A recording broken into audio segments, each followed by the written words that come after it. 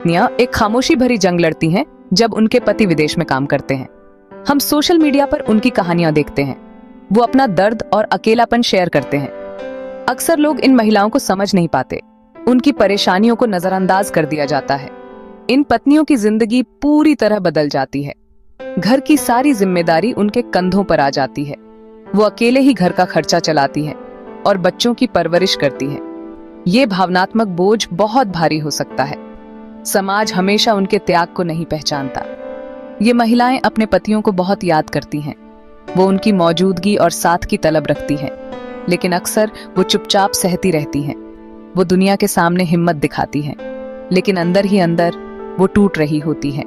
अब वक्त आ गया है कि हम उनकी परेशानियों पर रोशनी डालें।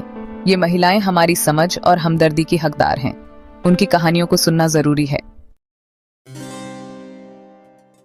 जब कोई महिला अपनी परेशानियां ऑनलाइन शेयर करती है तो प्रतिक्रियाएं निराशाजनक हो सकती हैं। कुछ पुरुष उनकी स्थिति का मजाक उड़ाते हैं। वो पतियों से आजादी के मजाक बनाते हैं। ये शादी के पवित्र रिश्ते का अपमान है। ये कमेंट्स दिखाते हैं कि लोग समझ नहीं रहे हैं। वो इन महिलाओं के त्याग को छोटा समझते हैं। वो जुदाई के दर्द को नहीं समझते। ये बहुत जरूरी है कि पुरुष ध्यान से सुने और उनकी भावनाओं को समझें।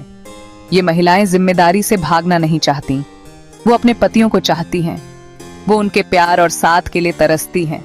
उनका दर्द सच्चा है और उसे समझना चाहिए। हमें इस सोच को बदलने की जरूरत है। आइए सम्मान और संवेदनशीलता को बढ़ावा दें। आइए एक ऐसा माहौल बनाएं जहां इन महिलाओं को सुना और समझा जाए। दुख की बात है कि कुछ पुरुष इन महिलाओं की मजबूरी को मौके के तौर पर देखते हैं। वो उन पत्नियों को निशाना बनाते हैं जिनके पति विदेश में काम करते हैं। वो उनके अकेलेपन और भावनात्मक जरूरतों का फायदा उठाते हैं। इन लोगों के इरादे अक्सर बुरे होते हैं। वो मीठी मीठी बातें और झूठा दिलासा देकर भरोसा जीतते हैं। वो शायद सुनने के लिए तैयार रहते हैं या रोने के लिए अपना कंधा देते हैं। उनका असली मकसद सिर्फ फायदा उठाना होता है।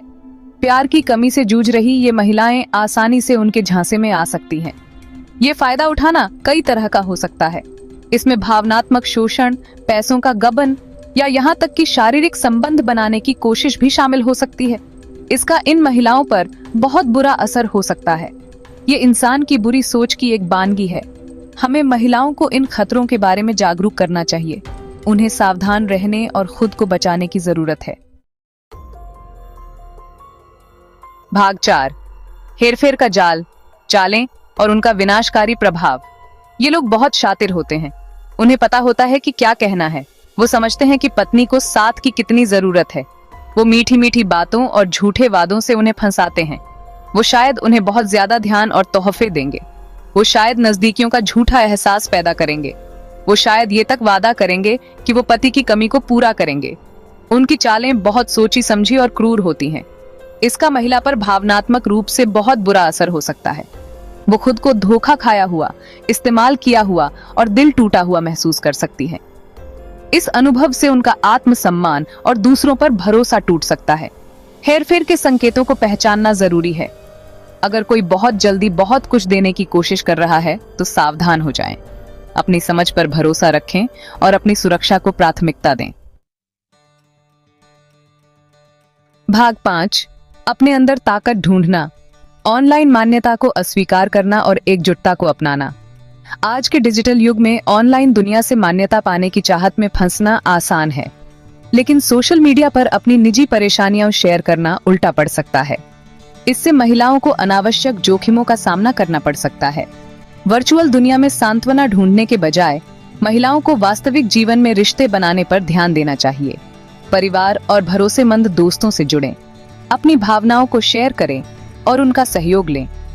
एकता में शक्ति होती है। ऐसी ही परिस्थितियों से गुजर रही अन्य महिलाओं से जुड़ें, सहायता समूह बनाएं और अनुभव साझा करें। एक दूसरे को प्रोत्साहन और समझ प्रदान करें। याद रखें, आपकी पहचान आपके रिश्ते की स्थिति से नहीं होती है। अपनी शक्तियों और आकांक्षाओं पर ध्यान दें। अपनी स्वतंत्रता को अपनाएं और अपने लिए एक संपूर्ण जीवन बनाएं। भाग 6, हमदर्दी की पुकार, प्रवासी कामगारों की पत्नियों के लिए एक सहायता प्रणाली का निर्माण। विदेश में काम करने वाले पतियों वाली महिलाओं के संघर्ष वास्तविक हैं और उन पर ध्यान देने की आवश्यकता है। हमें उनके लिए अधिक सहानुभूतिपूर्ण और सहायक वातावरण बनाने की आवश्यकता है। इसके लिए एक सामूहिक प्रयास की आवश्यकता है। परिवारों और समुदायों को इन महिलाओं के आसपास एकजुट होना चाहिए। बच्चों की देखभाल या घर के कामों में व्यावहारिक मदद की पेशकश करें। भावनात्मक समर्थन और सुनने के लिए तैयार रहें। उन्हें बताएं कि वे अकेली नहीं हैं। सरकारी एजेंसियां और गैर सरकारी संगठन महत्वपूर्ण भूमिका निभा सकते हैं। इन महिलाओं के लिए परामर्श सेवाएं और संसाधन प्रदान करें। उनकी चुनौतियों के बारे में जागरूकता पैदा करें और उनके अधिकारों की वकालत करें। एक साथ काम करके हम एक ऐसा समाज बना सकते हैं जो इन गुमनाम नायकों को महत्व देता है और उनका समर्थन करता है। आइए उन्हें अपनी चुनौतियों से उबरने और एक पूर्ण जीवन जीने का अधिकार दें।